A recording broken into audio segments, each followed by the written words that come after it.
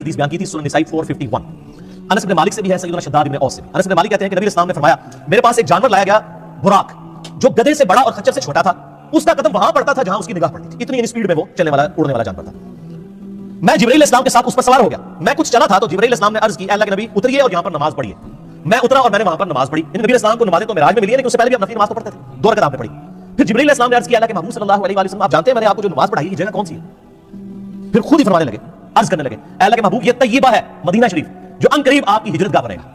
یعنی ہجرت سے پہلے واقعہ معراج ہوا. نبی اسلام کو پہلے اللہ نے دکھا دیا کہ آپ الٹیمیٹلی یہاں پہ آتے ہیں. پھر نبی اسلام کہتے ہیں ہم دوبارہ براق پہ سوار ہوئے.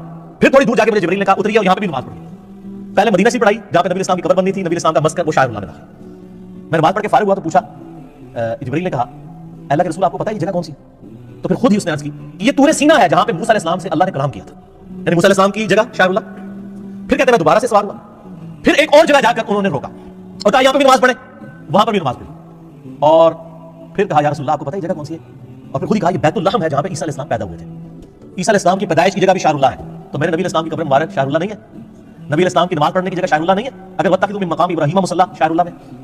تو پھر نبی علیہ السلام کہتے ہیں کہ میں نے وہاں پہ بھی جب نماز پڑھی پھر میں بیت المقدس میں گیا. وہاں پہ اللہ نے میرے لیے تمام نبیوں کو پہلے ہی جمع فرمایا ہوا تھا. لیکن یہ برزخی معاملہ تھا, جسمانی معراج ہوئی ہے لیکن وہاں کے لوگوں کو نہیں پتا چلا. ورنہ 1 لاکھ کے قریب بندہ اگر جہنم شہر میں جمع ہو جائے تو پورے شہر میں ایک بار ہلچل نہیں مچ جاتی. وہاں کسی کو پتا نہیں چلا, اللہ نے پردہ رکھا ہوا تھا. اللہ نے تمام انبیاء کو میرے لیے وہاں پر جمع فرمایا. چنانچہ جبرائیل علیہ السلام نے مجھے آگے کر دیا اور میں نے ان کی امامت فرمائی.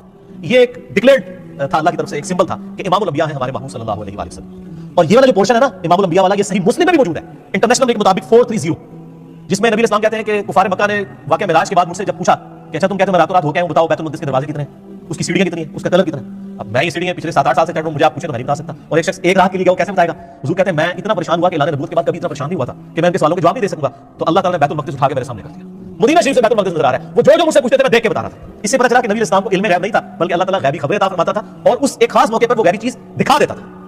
یہ صحیح مسلم 430 انٹرنیشنل کے مطابق. اس میں آتا ہے کہ میں جب معراج میں بیت المقدس میں پہنچا اور تمام نبیوں کو میرے لیے وہاں پر جمع کیا گیا تو مجھے جبرائیل نے کہا آپ ان کی امامت کروائیں. صحیح مسلم 430. تو میں نے ان کی امامت کروائی اور بڑے رکت انگیز الفاظ ہیں. حضور کہتے ہیں میں نماز پڑھ کے جب فارغ ہوا تو جبرائیل علیہ السلام نے مجھے کہا یا رسول اللہ صلی اللہ علیہ وسلم آپ کے پیچھے داروغہ جہنم سیدنا مالک علیہ السلام کھڑے ہوئے ہیں, جن کا نام سورہ الزخرف کی آیت نمبر 77 میں ہے.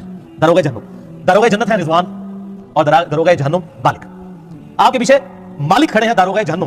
تو اے اللہ کے محبوب آپ ان کو سلام کیجیے. نبی علیہ السلام کہتے ہیں میں مڑ کے جب سلام کرنے لگا تو اس نے پہلے ہی مجھے کہہ دیا السلام علیکم. یعنی اس نے نبی علیہ السلام کو پروٹوکول دیا. پھر نبی علیہ السلام نے وعلیکم السلام.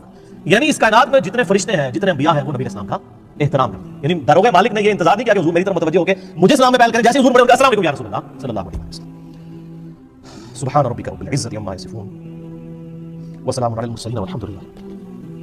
صلوا علی الحبیب اللهم صل علی محمد وعلی آل محمد كما صليت على ابراهيم وعلى ال ابراهيم انك حميد مجيد. اللهم بارك على محمد وعلى ال محمد كما باركت على ابراهيم وعلى ال ابراهيم انك حميد مجيد.